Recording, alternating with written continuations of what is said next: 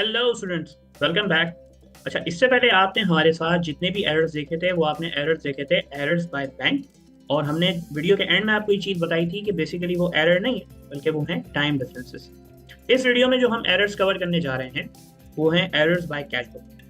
अब cash book के total 8 errors आपको मिलेंगे, यानी कि आपको 8 एडजस्टमेंट करनी पड़ेंगी। और इसको शुरू करने से पहले एक बात क्लियर करूं कि एरर्स बाय बैंक के अंदर क्या हुआ था कि वो ट्रांजैक्शन जो हमारे रिकॉर्ड में थी लेकिन बैंक स्टेटमेंट में नहीं आ रही थी, इसलिए हमने उसको क्या बोला, एरर्स बाय बैंक। अब एरर्स बाय कैश बुक का मकसद ये है कि ये वो ट्रांजैक्शन है जो कि बैंक स्टेटमेंट में है बट हमारे रिकॉर्ड में नहीं है, यानी कि कैश बुक में नहीं है। तो जो भी एडजस्टमेंट होंगी वो हमारे एंड से होंगी, यानी कि कैश बुक के कॉलम में होंगी जब हम बैंक रिकंसिलिएशन बना रहे हैं। टोटल आपकी स्क्रीन पे कैश बुक के एरर 8 आ रहे हैं। मैंने इन वीडियो को 3 पार्ट्स में तोड़ा है, हर पार्ट में 3 और आखिरी के पार्ट में 2 मैंने रखे हैं एरर, क्योंकि उसके अंदर मुझे थोड़ी सी एक्सप्लेनेशन ज्यादा करनी है। तो बिना देर किए वीडियो को शुरू करते हैं। सबसे पहला जो एरर है हमारे पास कैश बुक का बच्चों, वो है डायरेक्ट डिपॉजिट बाय कस्टमर। अब पहले तरह सिनेरियो को समझें।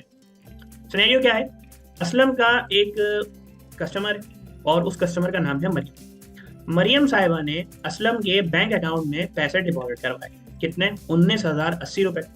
लेकिन ये उन्होंने उनको इन्फॉर्म नहीं किया।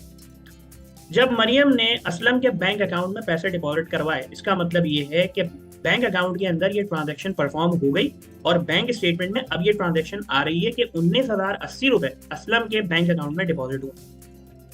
अब ये चीज किसको नहीं पता, असलम साहब को नहीं पता। जब उनको नहीं पता तो इसका मतलब कैश बुक में ये ट्रांजैक्शन नहीं रिकॉर्ड हुई।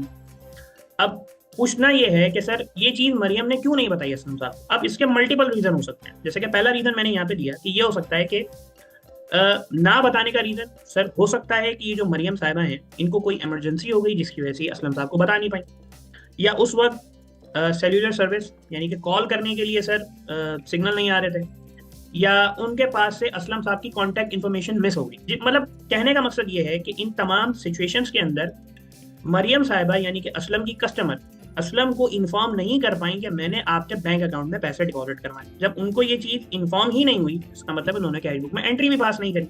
लेकिन बैंक में जब ये पैसा डिपॉजिट हो गया, यानी कि ये ट्रांजैक्शन बैंक में आ गई, तो बैंक स्टेटमेंट में भी आएगी। अब जब असलम साहब रिकंसाइल करने बैठे हैं तो उनको नजर आ रहा है कि 19,080 रुपए से उनका बैंक स्टेटमेंट में उनका अकाउंट इंक्रीज होगा क्योंकि डिपॉजिट हुआ है। उनको इसके बारे में कुछ चीज पता ही नहीं है। अब जब उन्होंने मालूमात करी कि भाई ये पैसा कैसे आया, तो फिर उनको पता चला कि उनकी कस्टमर है मरियम साहिबा, उन्होंने ये पैसा उनके बैंक अकाउंट में डिपॉजिट करवाया था। अब ये चीज कहाँ रिकॉर्ड हो गई है, बैंक स्टेटमेंट में। कहाँ रिकॉर्ड नहीं हुई, सर कैश बुक में। अब रिकंसाइल करने बैठे हैं तो क्या करें, सर ये पैसा डिपॉजिट हुआ है तो आप इसको ऐड करेंगे अपनी कैश बुक में, यानी कि इधर आइए, 19,080 रुपए आप यहाँ पे ऐड करेंगे। ठीक हो गया। अगले एरर की तरफ चल बच्चों। अगला एरर है ऑनलाइन डिपॉजिट बाय कस्टमर, यानी कि आपके किसी कस्टमर ने आपके बैंक अकाउंट में पैसे डिपॉजिट करवाए वाया ऑनलाइन ट्रांसफर, यानी कि मोबाइल एप्लीकेशन के थ्रू, बैंक की जो एप्लीकेशन आती है या वेबसाइट के थ्रू जाके।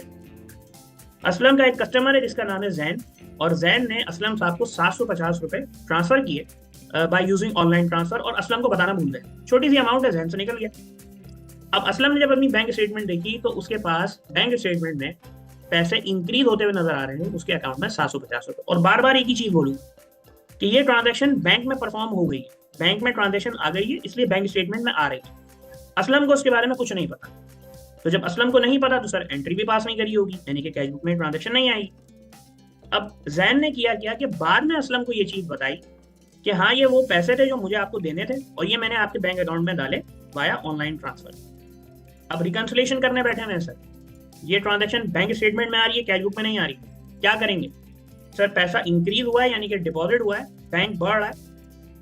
अगर कैश बुक में ट्रांजैक्शन नहीं है तो सर ले आए, ऐड कर दें इसको, कहाँ पे, कैश बुक के अंदर, यानी कि ऑनलाइन ट्रांसफर 750 आप क्या करेंगे, डिपॉजिट यानी कि ऐड। नेक्स्ट एरर क्या है बच्चों, नोट रिसीवेबल या इनकम कलेक्टेड बाय बैंक। देखो होता यह है कि अक्सर बिजनेस ना अपने फिक्स डिपॉजिट अकाउंट भी बना के रखते हैं। उससे होता ये कि उन अकाउंट्स पे मंथली प्रॉफिट्स मिलता है बैंक की तरफ से उस अकाउंट होल्डर को। इसी तरह का असलम साहब का भी एक बैंक अकाउंट है सेविंग अकाउंट के नाम से, और हर महीने उनके अकाउंट में प्रॉफिट आता है और वो डिपेंड करता है बैलेंस पे, जितना पैसा आपने सेविंग में लगाया है उस हिसाब से पैसे बैंक में डिपॉजिट हो रहे होते हैं। तो दिसंबर के मंथ में उनका जो इंटरेस्ट इनकम बनी वो बनी 300 रुपये। अब असलम साहब के जहन से निकल गया, वो बैंक रिकंसिलिएशन करने बैठे। अब देखो दोबारा बोलूंगा, बैंक ने ये इंटरेस्ट इनकम या प्रॉफिट उनके अकाउंट में ट्रांसफर कर दिया, यानी कि ट्रांजैक्शन बैंक में हो गई, इसलिए बैंक स्टेटमेंट में आ रही है। असलम साहब उस बैंक स्टेटमेंट को देख रहे हैं और अपने कैश बुक को देख रहे हैं, तो कैश बुक में तो ऐसी कोई ट्रांजैक्शन नजर नहीं आ रही, क्योंकि वो तो रिकॉर्ड करना ही भूल गए।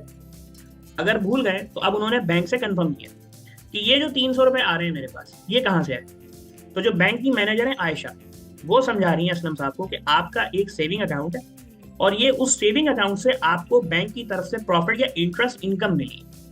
अब असलम साहब को जब ये इन्फॉर्मेशन मिल गई तो इसका मतलब है कि कैश बुक में ट्रांजेक्शन रिकॉर्ड नहीं हुई, बैंक का और कैश बुक का अकाउंट मैच नहीं करेगा इस 300 रुपए की वजह से। तो अगर ये चीज कैश बुक में रिकॉर्ड नहीं हुई तो सर रिकॉर्ड कर लें। इस सिनेरियो में और इससे पिछले दोनों सिनेरियो में पैसा आपके पास आया है, इंक्रीज हुआ है आपके बैंक स्टेटमेंट के अंदर, और आपने उसको अपने पास रिकॉर्ड नहीं करा। तो आते हुए पैसे को जब भी रिकॉर्ड करेंगे हम क्या करेंगे, उसको बच्चों ऐड, यानी कि ये जो डिफरेंस है 300 रुपए का इंटरेस्ट इनकम का, इसको भी आप क्या करेंगे अपने पास ऐड। ठीक हो गया सर, उम्मीद करता हूँ ये 3 एरर आपको समझ में आए होंगे। मिलते हैं आपसे नेक्स्ट वीडियो में।